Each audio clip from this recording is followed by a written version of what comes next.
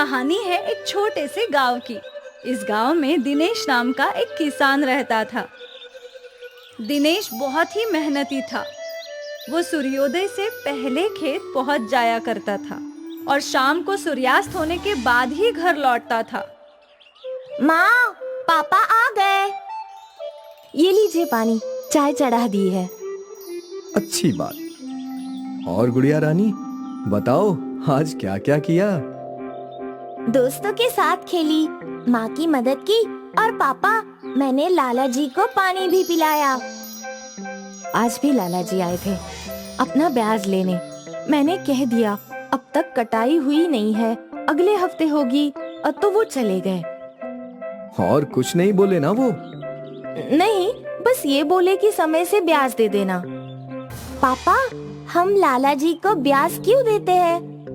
क्योंकि हमने उनसे कर्ज लिया था। कर्ज पर क्यों? इस घर को बनाने के लिए। तू जब छोटी थी ना, तो ये घर कच्चा था। बरसात में घर में पानी चूता था।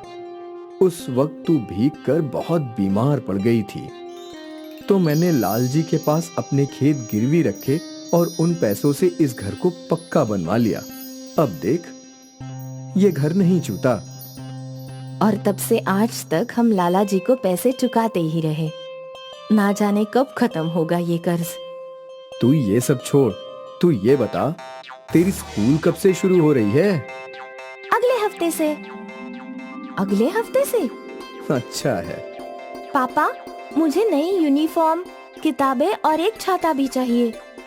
ठीक है, ठीक है, सब ले लेंगे। इस बार फसल अच्छी हुई है। लाला जी का ब्याज देकर भी पैसे बचेंगे। भगवान जी को कोटि कोटि धन्यवाद। दिनेश के परिवार के जीवन में कई समस्याएं थी, जिनके होने के बावजूद भी वो लोग खुश थे। कुछ दिनों बाद दिनेश ने अपने खेतों की कटाई शुरू की और 2 दिन बाद अपनी सारी फसल व्यापारी को बेच दी। बस 20,000? इस बार मंडी तंग है। अगर ये सारा माल बिका नहीं तो मेरा भी नुकसान ही होगा। ठीक है। दिनेश ने जितना सोचा था उसकी फसल का दाम उतना अच्छा नहीं मिला था। दिनेश सीधा लाल जी के घर गया। ये लीजिए लाला जी, इस बार का ब्याज। अच्छा है दिनेश, तू खुद ही आ गया, वरना आज मैं तेरे घर आने ही वाला था। लाला जी, आप चिंता मत कीजिए। जब भी मेरी फसल बिकेगी, मैं खुद आपको पैसे देने आ जाया करूंगा।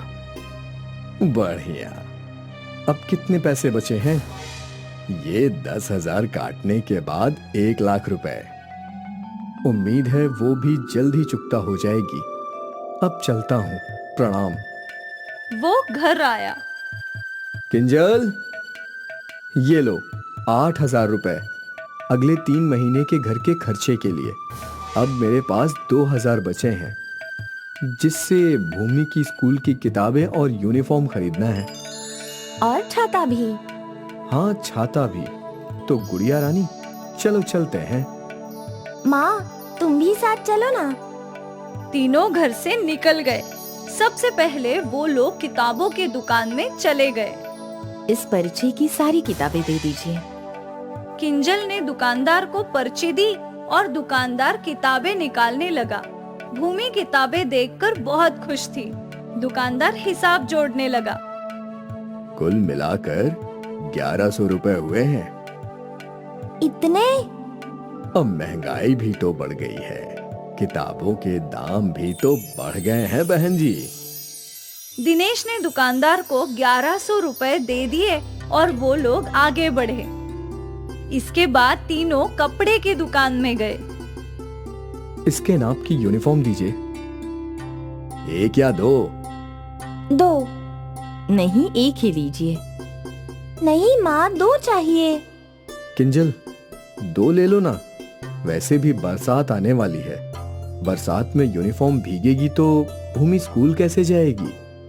भैया 2 दे दीजिए।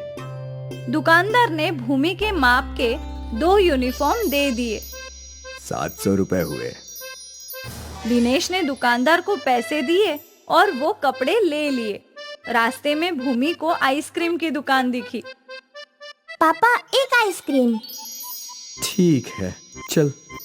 तीनों ने आइसक्रीम खाई और दिनेश ने आइसक्रीम वाले को 45 रुपए दे दिए। अब दिनेश ने अपनी जेब देखी तो उसके पास 155 रुपए ही बचे थे। अब कुछ बचा है? हाँ पापा, छाता। मैं बरसात में स्कूल कैसे जाऊंगी? हाँ, वो तो रह ही गया। वो लोग छाते की दुकान पर गए। वहाँ भूमि को एक लाल छाता पसंद आया। भैया, ये कितने का है? 120 रुपए का। एक छाता आप भी ले लीजिए ना। नहीं, मुझे जरूरत नहीं है। आपको भी तो सारा दिन खेतों में भीगना पड़ता है। नहीं किंजल, बात को समझो, मैं बाद में खरीद लूंगा। दिनेश ने किंजल के कान में कहा। पैसे खत्म हो गए। किंजल चुप बैठ गई और वो लोग एक छाता लेकर घर चले आए। कुछ दिनों बाद भूमि की स्कूल शुरू हो गई और वो अपने नए लाल छाते में स्कूल जाने लगी। वो बहुत खुश थी। उसके पास नया यूनिफॉर्म, नई किताबें और उसके पसंद का नया लाल छाता भी था। शाम को जब वो स्कूल से लौटी तो उसने देखा कि उसके पापा भीगते हुए खेतों में काम कर रहे थे। उसने अपने पिता के सिर पर छाता रखा। पापा, ये छाता आप रख लो, आपको इसकी ज्यादा जरूरत है। नहीं बेटा, मुझे तो आदत है भीगकर काम करने की। तू ही छाता रख, वरना तेरी नई किताबें भीग जाएंगी। भूमि कोशिश कर रही थी दिनेश को छाता देने की, पर दिनेश को वो छाता लेना ही नहीं था। देख भूमि, बरसात रुक गई, चल घर चलते हैं। दोनों घर लौट आए, पर भूमि उदास थी। पापा के पास पैसे नहीं होंगे एक और छाता लेने के लिए। काश हमें और एक छाता मिल जाता। पापा धान बोते हैं और उससे कितने सारे धान उगते हैं। अगर मैं छाता बोऊं तो उसमें से छाते निकलेंगे। ये सोचकर भूमि घर के पीछे आंगन में चली गई और आंगन में उसने अपना छाता बो दिया और मिट्टी में पानी भी डाल दिया। अब छाता भी जल्दी उगेगा। भूमि दौड़ के घर के भीतर आई और भगवान जी के मूर्ति के सामने प्रार्थना करने लगी। भगवान जी, मैंने छाता बो दिया है। आप जल्द से जल्द वहाँ ढेर सारे छाते उगा दो, ताकि पापा को और गांव के और गरीब किसानों को भीग कर काम करना ना पड़े। भूमि! किंजल ने भूमि को खाने के लिए आवाज लगाई और किंजल वहाँ दौड़ पड़ी।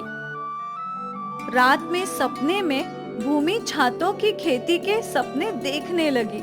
वो खुश थी कि उसके खेत में रंग बिरंगे छाते उगे थे। सुबह उठते ही वो आंगन में दौड़ पड़ी और वहाँ का मंजर देखकर चौंक गई।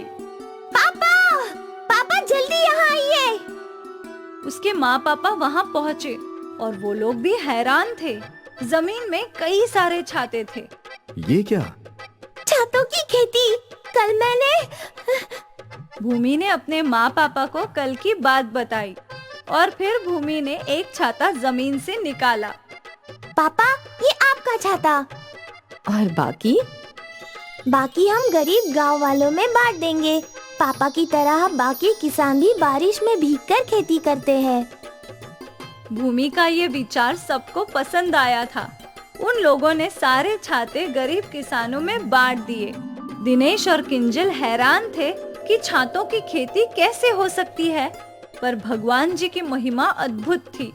मासूम भूमि की छोटी सी इच्छा भगवान जी ने पूरी कर दी, जिससे ना सिर्फ उसके पापा का भला हुआ, बल्कि गांव के कई और गरीबों का भी भला हुआ। छातों की अद्भुत खेती।